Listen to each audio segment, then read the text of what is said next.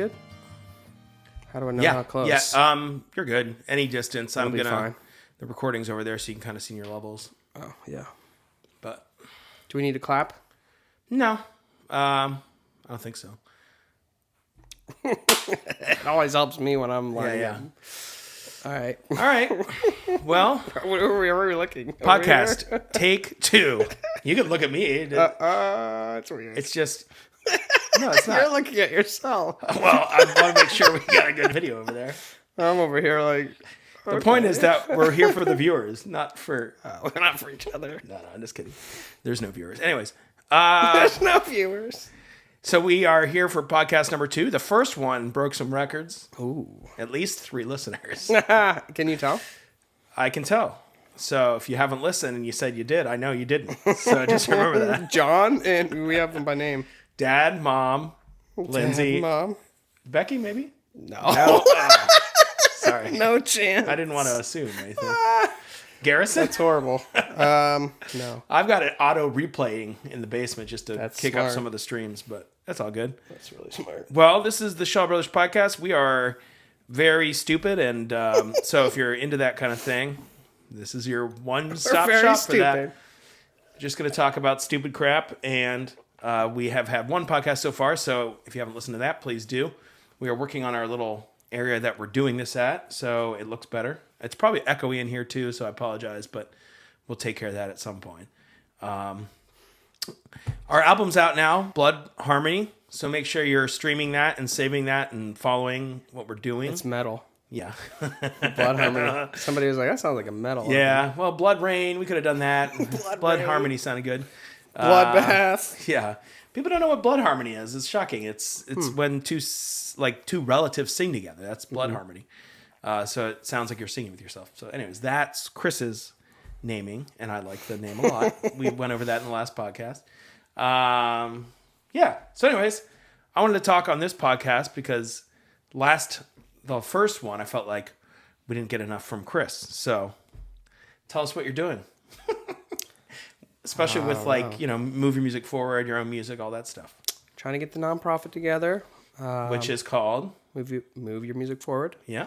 There's a link in this podcast if you want to see what that's about. We did a workshop on just kind of the recording process. So my friend Keto Denham is a music producer, and he kind of told us about his process. It's about offering perspectives on what the music business is. So just kind of trying to like just provide resources and really just like break down the barriers of like, what this whole thing is. Try not to create too much of a hierarchy, but like also like this guy knows what he's doing. He's been at it for a long time. Yeah. So what's your like basic kind of mission statement with it? Like if you would sum it up in a couple 2 or 3 sentences. Well, the elevator pitch is to empower musicians to take their craft to the next level. Mm-hmm. And then we also take those musicians into working with underserved communities. So we're trying to write songs with senior citizens. We're doing that. And we've done that for like That's 3 sessions. And then my goal is to pay those musicians to do that. So I've been able to do that once so far. And that's been really great. That's great. And Dad's involved in that too. Our dad, Jim Shaw. Right? Yep, exactly. He's doing some of the helping with some of the senior centers and things like that. And yeah, he's great. Which is great. I think it's awesome. Music is like for these, especially these seniors. It sounds like it like opens up a whole bit of their memory or pathways that maybe are dormant a little bit more at their age. It's interesting because they're the certain generation. They're not really opening up. They don't express. Expression isn't like super. So it's kind of hard. Yeah, I can imagine. We're not that generation. That's our dad's generation, right? And then yeah, it's a little interesting. So I don't know. There's like water you have to tread because you're like, do we get really deep with this person? Because you don't want to make people feel get too hard. Yeah, but music is healing too, and it's like if it opens up some pathways they didn't even know they had. That's it's like the Alzheimer thing. Like music always like kind of brings back memory, or not always, but I've heard that it can bring back memory for people. Yeah, it's been proven. Which is pretty cool to think about. Well, one woman, it's kind of interesting because I think Dad, he tends to be more on the positive side, and we were writing a song with this woman, and we're writing about memories and a fun trip. And then this woman was like, I think she had written down notes, and it was something like really sad. I was like, let's go into that. Yeah. And it ended up being really cool. I'm trying to remember what the chorus ended up being kind of sad. Oh, wow. But it was great. Ended up being kind of healing. It is great. It's like, yeah, I mean, like, you know, those are such an unappreciated, undervalued group of people, older people, you know, and they can get forgotten and lost, and you know they have all these great stories and experiences in life, and it's like, where do they put them? Where do they go? You know, Right. Are they telling their story? I think when our grandparents, well, or at least on our dad's side, when our grandma passed, when she was getting older, he started recording her stories, which I thought was just such a great way to stay connected to your history. Because I mean, once your family passes on, it's like that's gone. There's no record. There's no biography. Nobody's writing biographies. I know. So It's kind of crazy. Yeah. So songwriting is a great tool for that. I feel like too. You know. Yeah. A little insight to some of these people's lives and what they've experienced. Yeah, and one of the guys has already passed away, so it's like, jeez, sad, yeah. like we got that. Luckily, we got that song. Yeah, that's great. And are you then- connecting that with the family too? That's what we need to do. Yeah. The next step. We 'Cause have I'm it. sure that's amazing for them. And then, what was the other one? Oh, like the perspective. Like the woman played basketball, and she's like, "Yeah, we didn't have women's sports." Wow. And we're like, huh? That's so crazy. you're like, well, fighting for rights. It's like, okay, well, look at the progress we've made. Yeah. Totally. This crazy. woman's alive. Totally crazy. Yep. And the other woman was, she ended up being, her husband passed away, and she said, just the roles of the life. Like, I was at the home, I took care of the kids. That was it. Yep. So it's like, people, Man. you have to be able to look at how far we've come. Oh yeah. The Yeah, progression. totally. And those people have lived through that change, which is even more exciting. Like, Yeah. it's like, boy, like, what have we've lived through some things, but man, Yeah. that's huge. Well, equal and the rights, technology, and too. women's rights, and cell phone, like no wires. What? Yeah. And some of them are on there. They're online and they're on Facebook That's and awesome. stuff. I love that. That's great. But it's interesting because, yeah. they're like on their phones, like trying to figure it out. But hey, Yeah, you yeah, got yeah. to. We're going to be like that. Yep. So Yep. Well, we'll be like we'll have the brain camera at that point. Right. The brain phone. It's like blink left. right. It's 2 9s, not 1 2. Yeah, the password. Whatever it'll be, some kind of weird crap. Yeah. That will be like, what is this? Nonsensical. I know. I'm already like that. Yeah. Technology moves quick. I tell you what, folks. That's why you're here on this. Sponsored by Sponsored by us. Google. Thanks, Google, for making your life Sponsored by us taking 6 hours to set up for a 1 hour podcast. When we get the robots in here, that's what we're going for. This isn't bad. It wasn't bad. No, it's not like too an bad. hour. It took an hour. Okay, that's not bad. So just remember, hard work here. The work behind the scenes, arduous efforts. And our producers over here. Hey, guys. You're looking good over there. Chad, Reggie. Actually, we should have gotten Ty Landrum over here. Team. He could have helped us out. He's looking through the window right now over his fence. Oh well.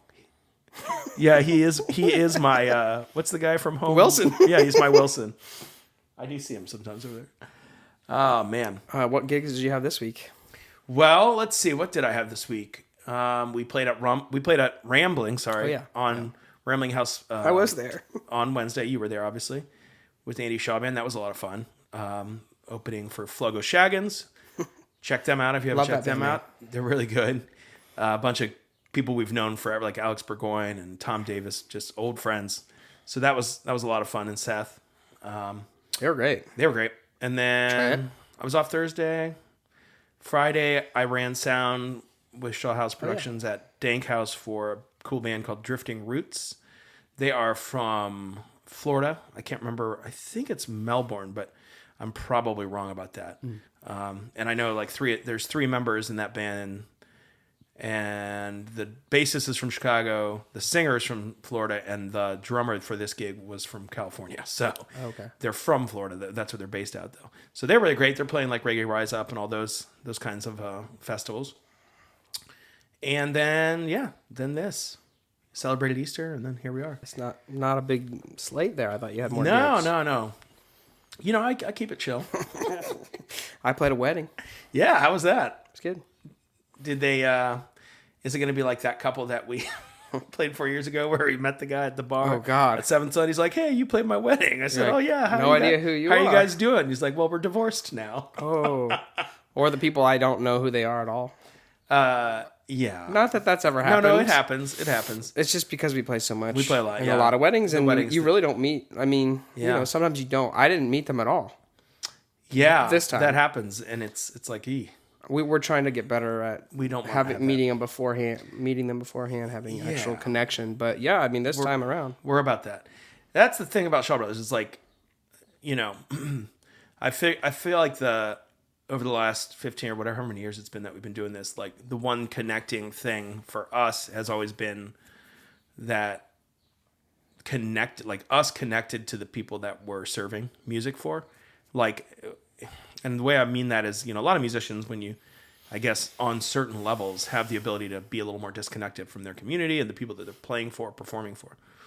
But part of just who we are, you know, being Shaws or whatever, we like people, we like that communication, we like that socialization. So we want to be connected with the couple too, because it makes our life and our job more fulfilling.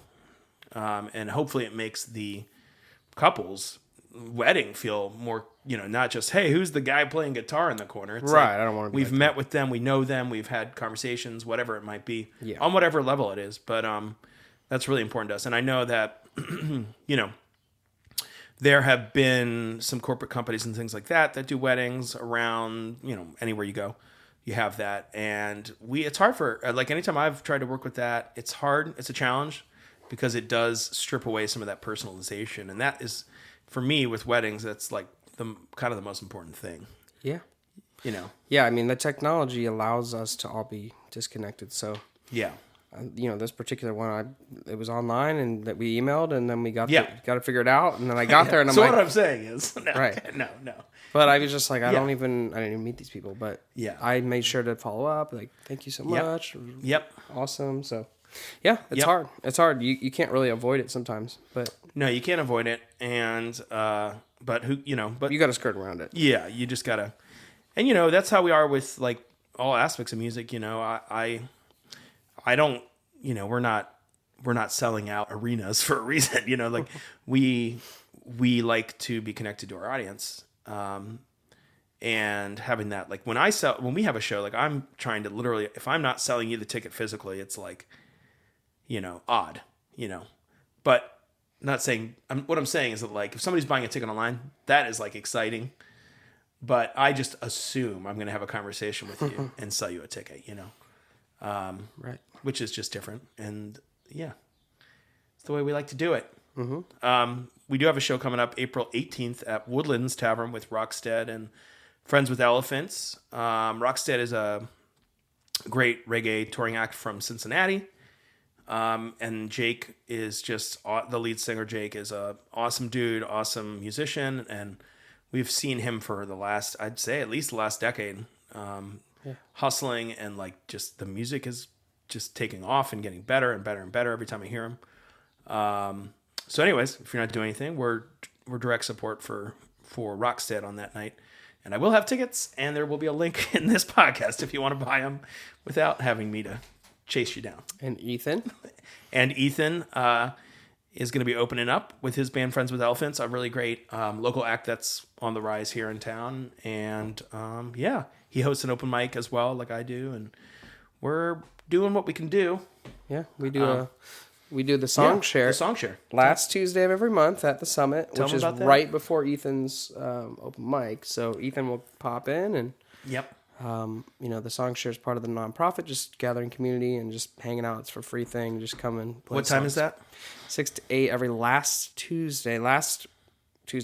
But the last month it was canceled. But so even more, you know, motivation to get out. But Ethan's popped in, and everyone's always like, that guy's a great writer. So it's kind of fun to see that, because you just don't know. Like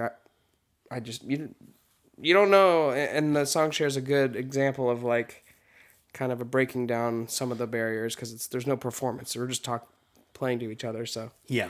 I can really hear people's like real comments about that stuff. Like And that's part of great. Move Your Music Forward, right? Yeah. Which is But awesome. yeah, he's a good guy. He hosts open mic and his band is really cool. He's got a lot of cool songs. That's awesome. It's very different. We're just so on that note, if you're looking for music, Jeez. we're looking to play it. Yeah. I was looking at my schedule the other day. I'm like, man, we're getting busy. That's how it always happens. It's like the summer comes around. You're like, oh, okay, here it is. Yeah. I mean, we're playing at the Bridge Park Oh yeah, series. Great. It'll be a small version of quartet, 5 to 7. No, yeah, 5 to 7. Thursday, May 16th at Bridge Park, Dublin. awesome. That's a good little free concert, right? Yeah, Columbus Arts Fest. We're both playing that. When are you playing? The 8th, June 8th, 3:15. Cool. And Andy Shaw Band is June 7th at 4 p.m. Okay. So yep. Yeah. And then a couple like local roots. I think we're playing the Westerville Arts thing too, which will be kind of cool. Awesome. That's great. So There's look a for link that. to Chris's stuff. So all the stuff we're doing, I know we sound promoty, but we'll have links in the podcast. So if you want to find where we're at and connect with us, we're just out there. we're just like self-employed independent musicians. So if you think of your like local friend that lives in the neighborhood that's a plumbing business, owns his own plumbing, that's what we do. We're just that's how we kind of look at ourselves is independent freelance workers, and But there's a lot less need for what we do. there is, but there is No, there there's is a and lot there of isn't. need. I mean, I think like when you talk about the nursing home, it's kind of reticent of the fact that like music is really important. Of course. I think it gets kind of overlooked, and I'm not just talking about our music. Music culturally is so Undervalued. so undervalued and so important. So the kind of the goal of this podcast for me has been to not only like talk about what we're doing, but also to like kind of give you an example of like what the struggle and the reality of doing the life that we do is in a humorous way, because you have to have humor. Otherwise, I can tell you this this is story. very depressing. So give us a story. I don't want to. Here's the thing. I don't want to throw people on the bus. Well, I can always edit. I can blank the names out if we have to. So. So- Yeah. Right. Oh God. I mean, okay, just a general thing. Touring musicians are valued. Local musicians are not, and that's a thing That's true. I feel very strongly about. We do, obviously, about paying local musicians to do things, and I'm just shocked. I'm shocked. At Not normal, regular people that know nothing about the business. The people that are in the business. Yeah. Saying these people don't get paid. These people get paid. And again, it's not about throwing anybody under the bus, but to me, it's shocking. Yeah. It's radical. Yeah. The idea of paying people for their time. Well, the reality is that people look at what we do through their eyes that aren't musicians in a way that's, I mean, and I don't know if this is exactly what you're talking about, but for instance, people that are not musicians can look at musicians and say, man, they get to have fun. Mm-hmm. So like, why would they need money for that? Right. But you don't understand that like how much work and effort and drive and like honestly, the 1 hour show we get to play has That's the most fun. Yeah, that is the most fun. The 1 hour and, fun. and it takes us hundreds of hours to get that 1 hour show. Like hundreds of hours not playing music to get that 1 hour show to sound good, to look good, to feel good. And if it isn't good, you still put hundreds of hours in it. There's so much work crafting this thing. Yeah. And that's what people don't understand. But regardless of all of that, it deserves to get paid. It deserves to get funded. Well, and also there's years of work, so it's like it's in this kind of guise of like you're paying your dues. I'm like, what? I'm paying my dues still? What? No, me paying my dues This was is 20 years going to music school and paying literal money. Yeah, it's No, I mean, obviously believe. there is obviously there's something to being to establishing yourself within the professional framework of being an artist. And I say it widely like that because there's not one way that people do that or make a living at that. However, there is I mean, I agree with you. I think there is a place that says like, hey, listen, enough with the nonsense. I'm not playing at I'm not, if I wanted to play for free, Yeah. I could do that easily. Yeah. So to have a show where I promote and bring people to your venue, let's just say for instance, there's no reason that shouldn't be compensated fairly. And furthermore, if you're just playing at a brewery providing background entertainment or entertainment of some sort, same thing. I mean, Yeah. but we have to kind of advocate for that, unfortunately. And it's a hard business because it's never black and white. No, it's not. But, you can choose to do things or not do them, But what's the point of the whole thing, right? Yeah. Like, so this specific incident was through the nonprofit. The whole mission is to pay musicians. Right. So I was kind of like, what's happening? I don't know what's happening here. Yeah. Because there's grant money, there's sponsorship, there's all that stuff that you can get. But we were starting at zero.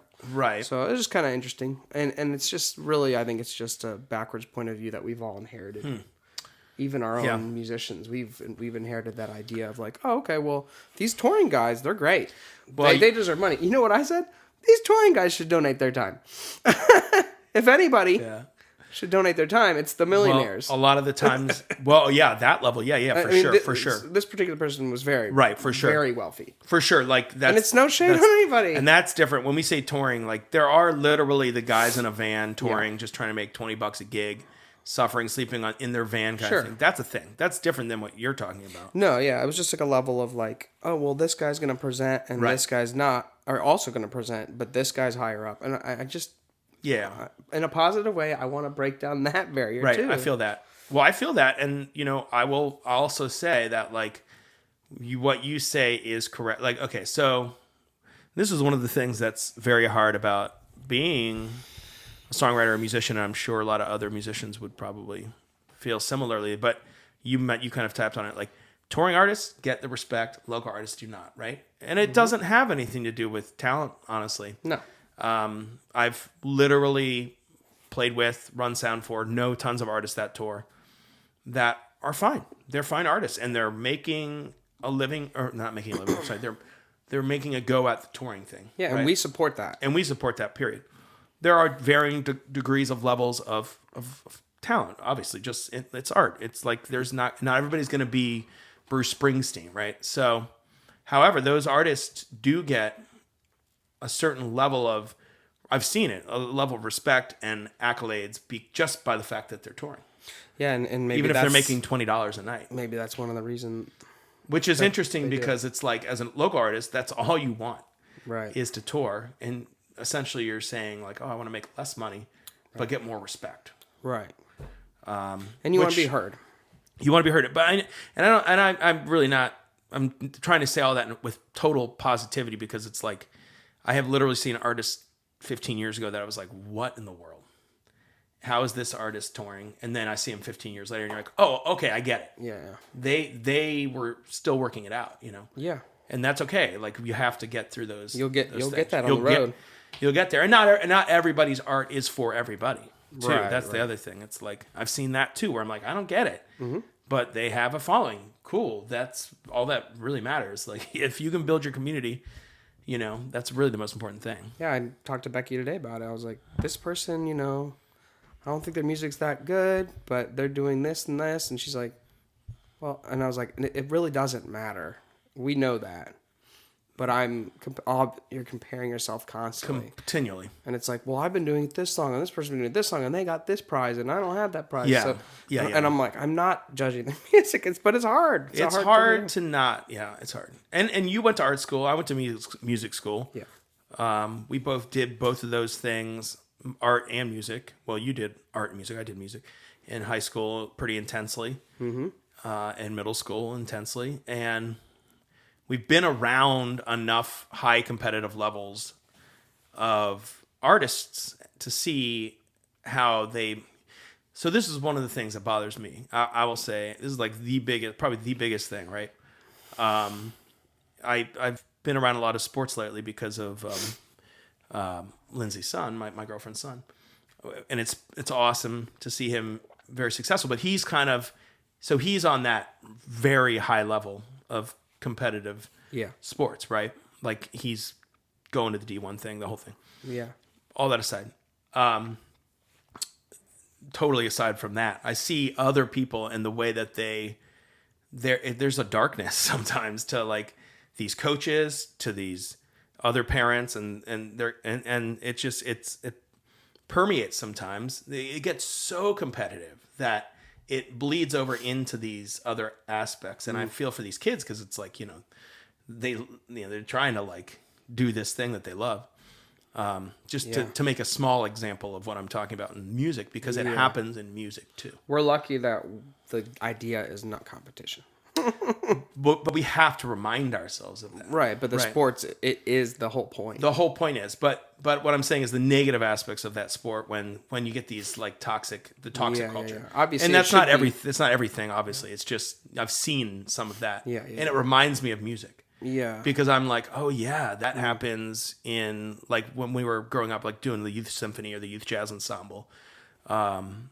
Those places that kind of was there too, and it kind of triggers me. I'm like, whoa, like that movie Whiplash. I'm like, I can't watch that movie. Is it realistic? Did you watch it? I didn't. Well, I can't watch it. It's like I've seen clips of it. I'm like, nope, I'm not doing it. Yeah. I mean, I've heard great things about it.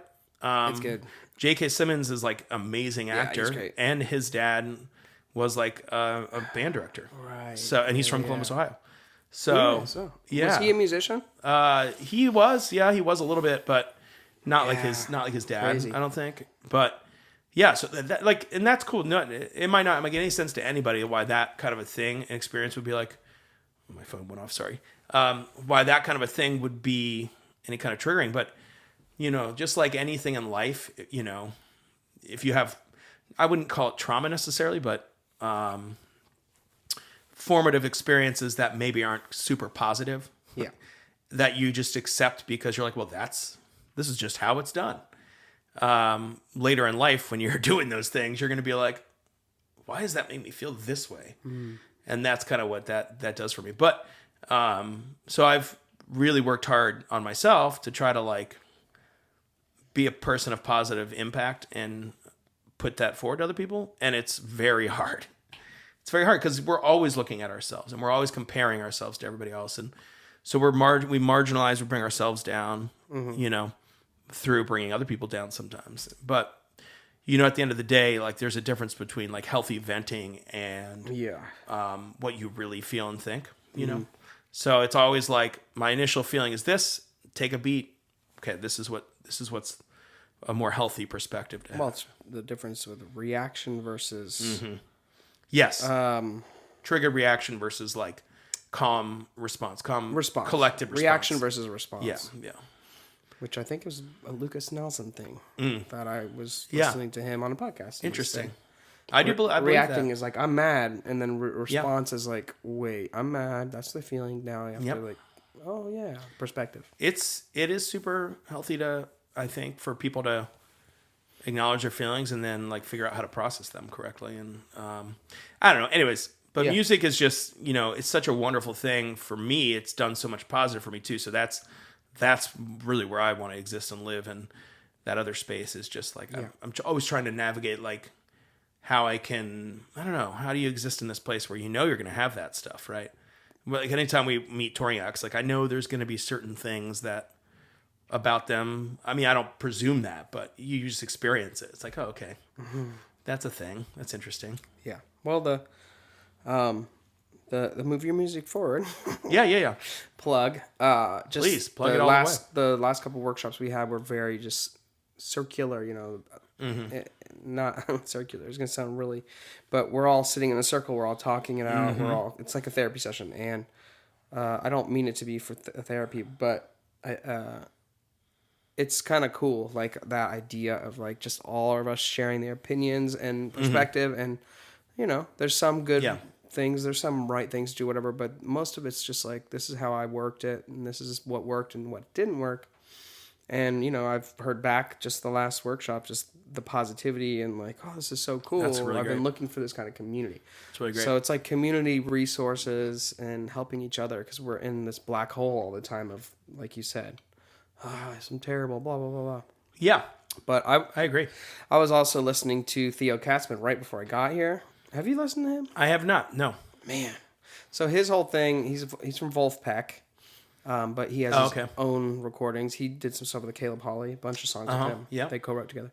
He was talking this whole thing, which was kind of new to me. Not that new, but basically his whole thing now is recording live. And so he does his records live. They're just performances. Yep. And he's like, he said basically, I challenge musicians to do this because he was saying like it's all for him. It's about self-love. Like listen back, just do a take and then listen to it and like be able to accept that. I thought it was really interesting. Yeah. Conceptually. He said, I'm not against like doing comping. I'm not against all that stuff, but he was saying his journey, he was like, I just want to get to a place where I love myself and I can listen back to us playing. Yeah. And that exact event, what we recorded, was like, that was cool. And I was like, that's interesting. And it's what it used to be. But he was watching the Beatles documentary. He's like, that's the record. They're playing the record right now. Yep. So it's interesting because, and then he talked about like how, that part's out of tune, and the guy that he was with, he's like, yeah, but all your other notes were in tune. So like, we know you're good because everything was good except that moment. I was like, interesting. That's the thing I've not heard before. And then he also talked about chops. Like he's like a guy will go and you'll kind of be like, okay, I can see that guy can do that. It's not really impressive, but then you'll see like a guy that's like going on the edge of what he can do, and it's like more interesting, and like you can see that he's like getting a level where it's like almost too far, and you're like, oh, that guy's like really in that thing right there. I was like, interesting. Yeah, I think. What do you think about that? Yeah. So yeah, that's very interesting because I was never a chops guy. Like I wasn't like the flashiest or the quickest or whatever, but like I was always trying to feel. And I think that's probably because of our dad, I'm sure. Like the way that we kind of ingested music from him was feeling, right? He'll say it all the time. I was never the best player, but you've heard him say that a million times. Discounting himself. Yeah, of course. Of course.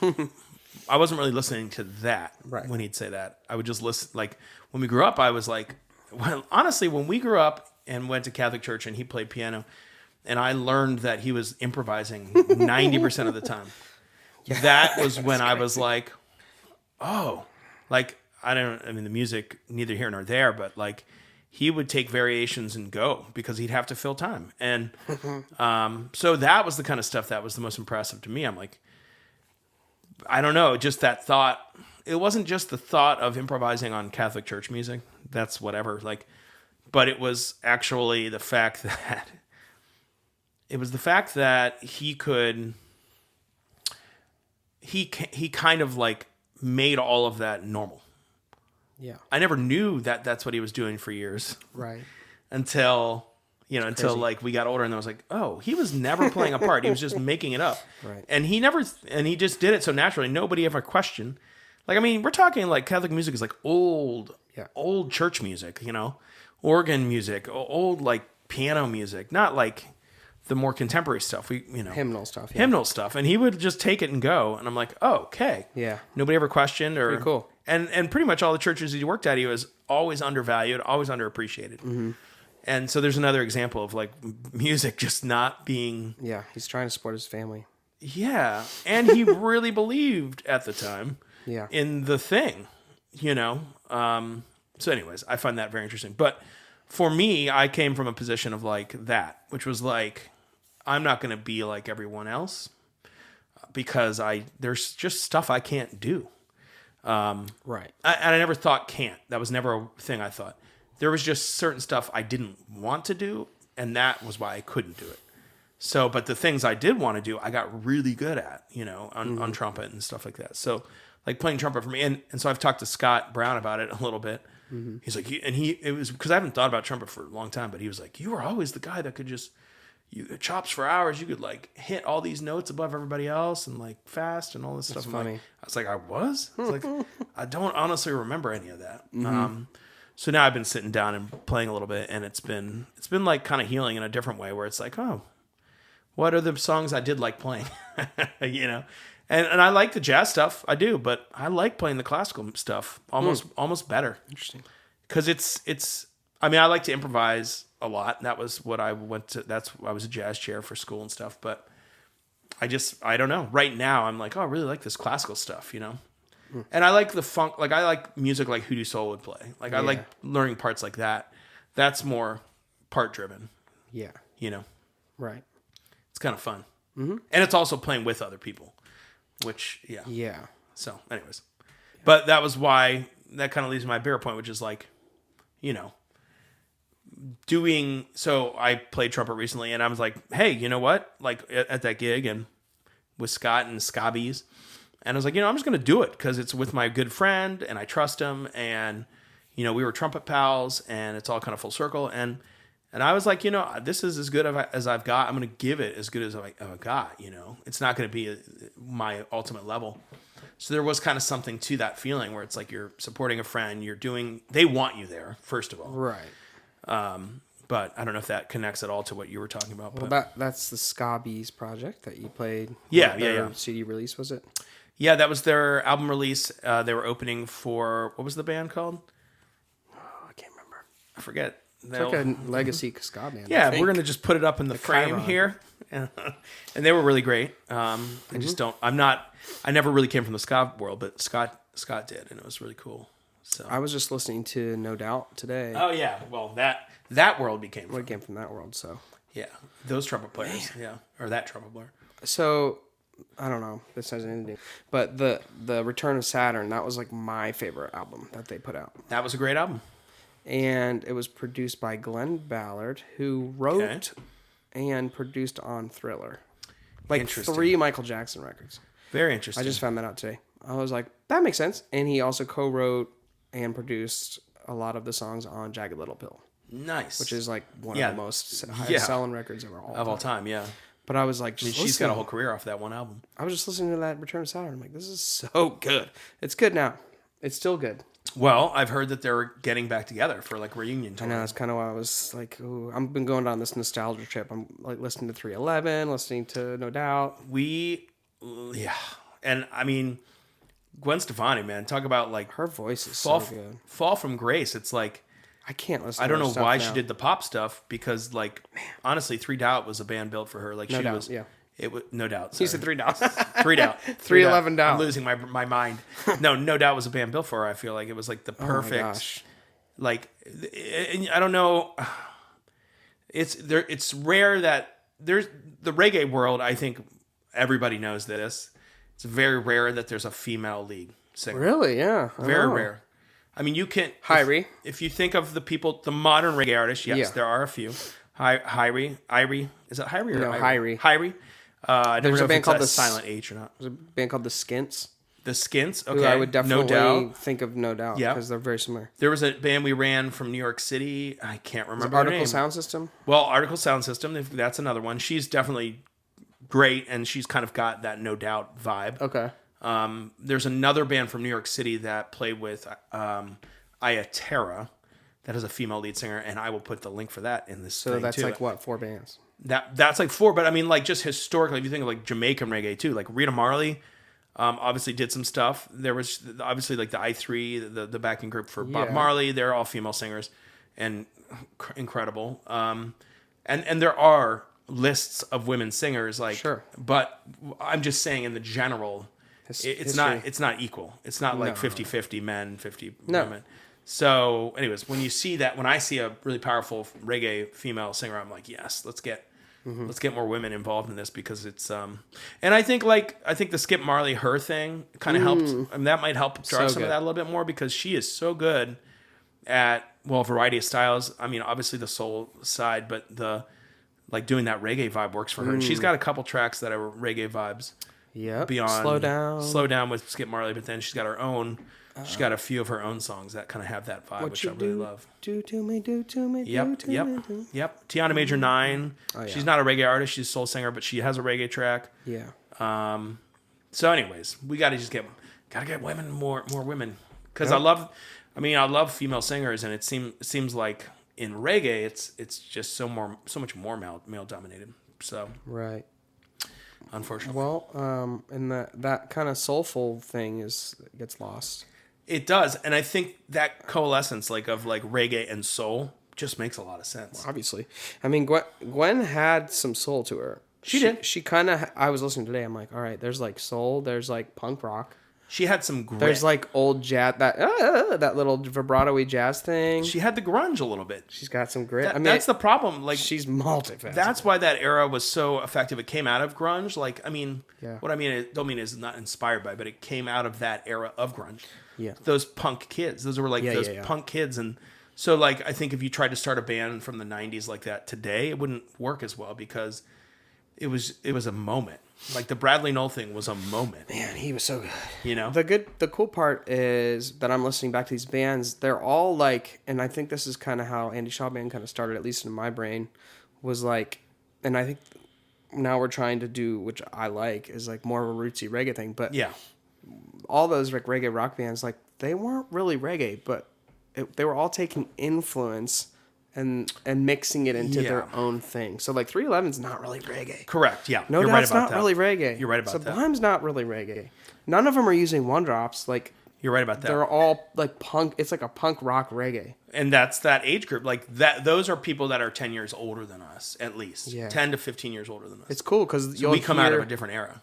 You'll hear elements, but he's doing like, or there's like a distorted guitar, and it's like, what is this? Yeah. It's cool. It is cool. Listening back, I'm like, mean, this is cool. I still think too, like, It's original.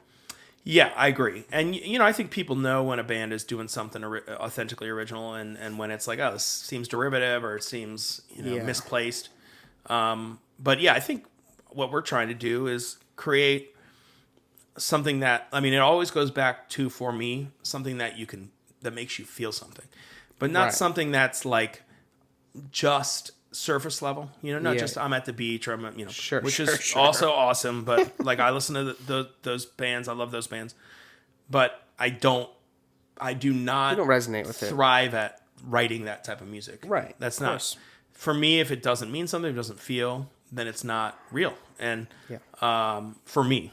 And so that's kind of what we're trying to do. But also, like, being so far into this, like, there's no rules now. It's like, what do we want to try? Let's try this. Yeah. Let's try that. If it doesn't work, we don't have to keep doing it. But at least that's where I want to go with music, is like, what brings me fulfillment, joy, what is fun to play, what is fun to be playing with other people. Mm-hmm. And then after all that, it's like, oh, cool. And it happens to actually make us more of a career or get more listeners. That's cool too.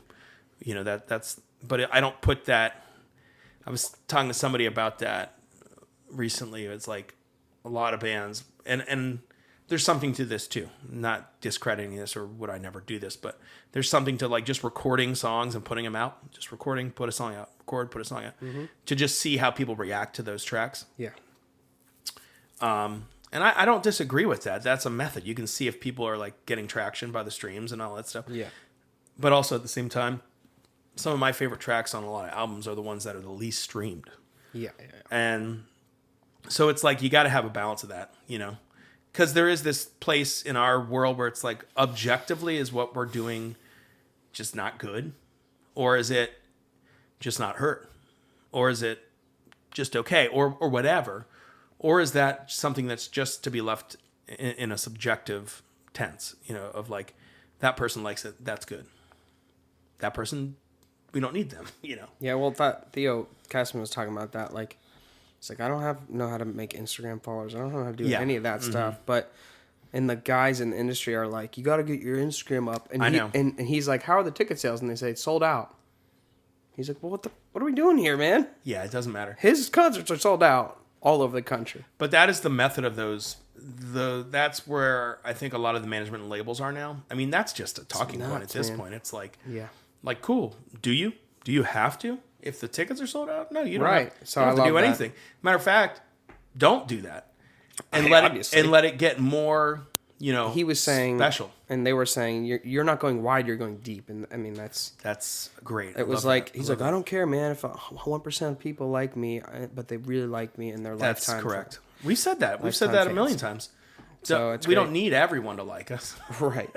Like a long time There's ago. a lot of people out there. Yeah, our goal was just to like, our goal still is literally just like wherever we go to play venues and get just 200 people in a city. Right. There's how many millions in Cincinnati? I can get 200 people in there. Right. 200 people that like what we do. That shouldn't be too high of a bar. Right.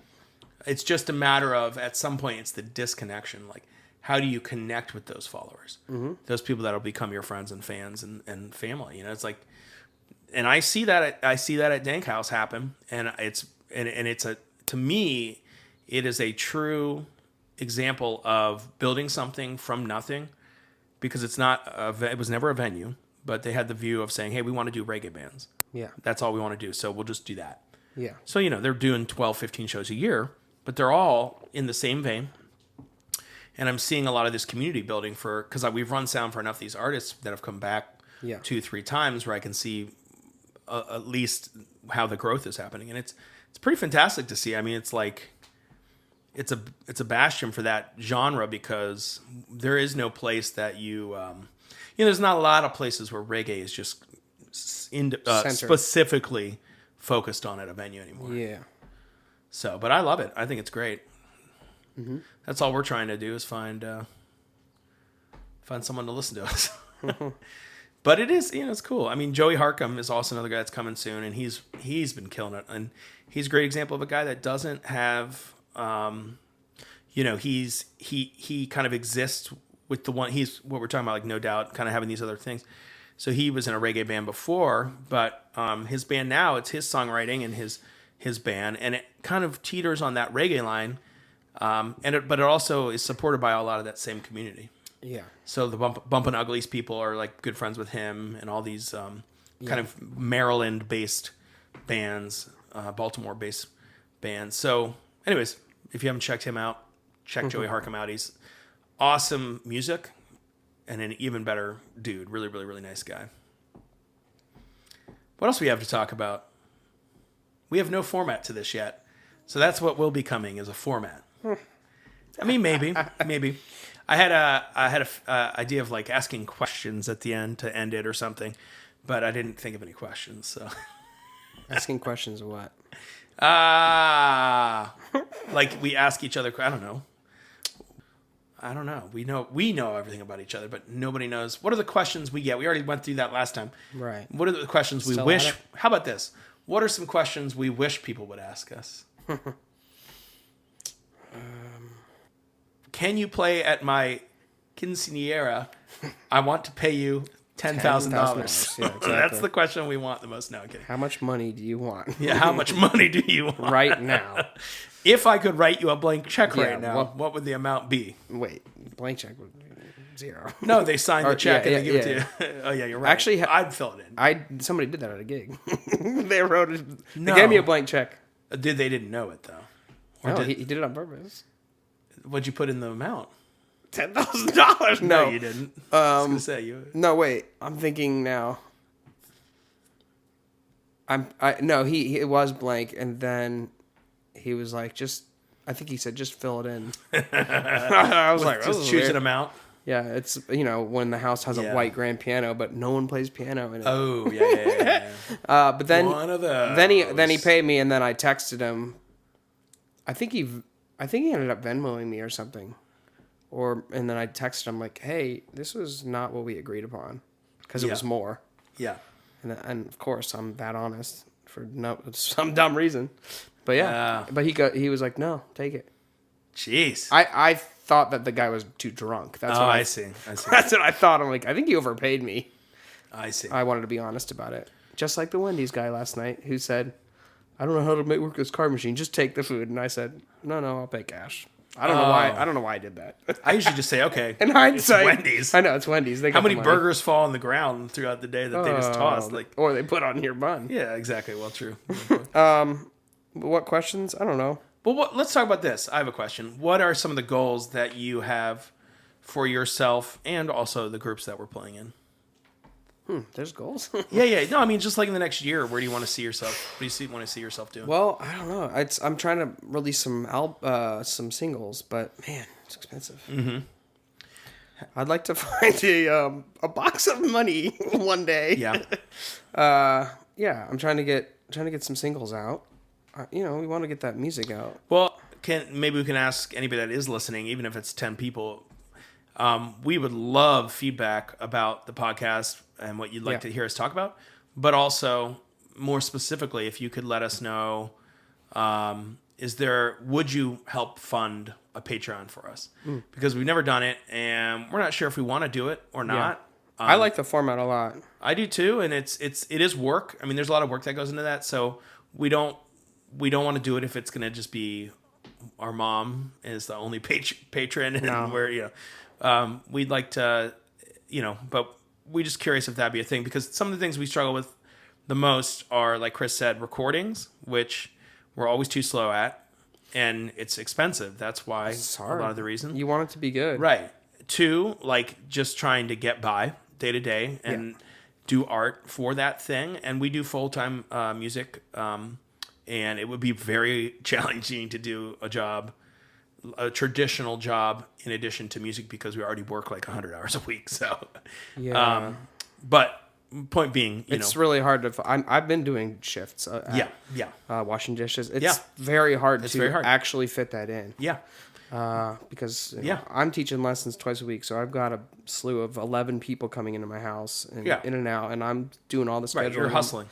So it's like, But this isn't groveling. We're just literally that's asking the realistic point of view. If there's a Patreon possibility from anybody, because we really would love to start that and do this podcast on the regular. And we're looking for feedback, even if you want us to play a couple songs, or if you want us to have some people that we interview, because I think that is something we're going to do, is interview some people. Yeah, it'd be fun. But yeah, I think, I'm looking forward to making more music, making more new music, trying to just keep focused on that. And then also try to get on the road a little bit. Here and there. It doesn't have to be for a month at a time. It could be a week at a time. Yeah. And to try to, I think part of the thing I missed most before COVID is the touring, because it was never really about getting thousands of people in a venue. It was always about the experience of the road and the healing that kind of does for you as an artist, to have some outside perspective, people that don't know you, that you meet, that you... Yeah, well, I can tell you about my experience, too, because I literally just played on the road, which wasn't a tour. It was... I have a friend two friends that live in New York, upstate, and one of them works at a really bougie campground. Yeah. Basically, Airstream trailers that are all decked out. It's kind of cool because they're made in Ohio. Yeah, it's really cool. They're custom made for this venue, and it's a campground like you would see anywhere, but it's very nice. It's in the woods. But I just that little experience, my friend works there, so she hired me to play the night, and then she hired me to play the next morning for a wedding vendor event, and it was just so cool, and it just gets you out of your zone, it gets you out of your 100%. Comfort zone, it gets you out of... No one there's heard you, except, obviously Becky and them were there. But even Jessie hadn't heard me. She was like, I've never actually heard you play. Wow. And, there's people there that just, that they don't even know you're traveling. At that point, they didn't. Right. So it was just happened to be very just cool people that were there, and there was a couple there just watching, Yeah. And and one of them tipped me a gift certificate to a Japanese bakery, which was kind of interesting. Oh. Chinese bakery, and it was in New York City, so I couldn't go. Yeah. But that was cool. Next time you go back. Yeah, it was just interesting, and gets you out of your whole thing, because you're just you're in your routine, and you're like, I agree. Yeah, we need more of that, more getting out and experiencing the world, because it's isolating sometimes. Give me a second. But yeah, just that perspective, and then you meet people, and they're all new people, and you're connecting on a real level, like we want to be doing. So, I own a yoga studio. I'd love to have live music. Literally, I had 3 people tell me, and I'm like, well, I'll come back, but they didn't know I wasn't from New York. But well, that's the thing. You're building friends and family, and not building family, but you're building friends, and people are people everywhere you go, right? You learn something about What's the Eric Nassau song? There's people everywhere. We love Eric Nassau. Everywhere. We love him. It's great. I love that song. Check out Eric Nassau. Yeah, but that's kind of our goal, is to keep spreading our music. And I know personally for me, doing the touring thing, seems like dribble and to some people like, oh, why even do it? You make a living, and there are truths to that, but there are some things us as artists do that might sound stupid or be stupid, but it's because that what helps us be creative. Yeah. It's like, we have to have life experiences to be able to have something to write about, and it's really important. So it's just a weird living we do, but well, thanks for listening. We're going to try to do one of these, I don't know, roughly every week. If we can keep on that schedule. We are getting into our busy season, so we will see, but there's more to come, and hopefully we didn't totally bore you today. I was talking to you. Peace out. Tupac. Hopefully we didn't bore you today. Yeah. So we will see you next time. Thank you. Peace out, Tupac. Jesus. That's the Conan. You ever hear him say that? No.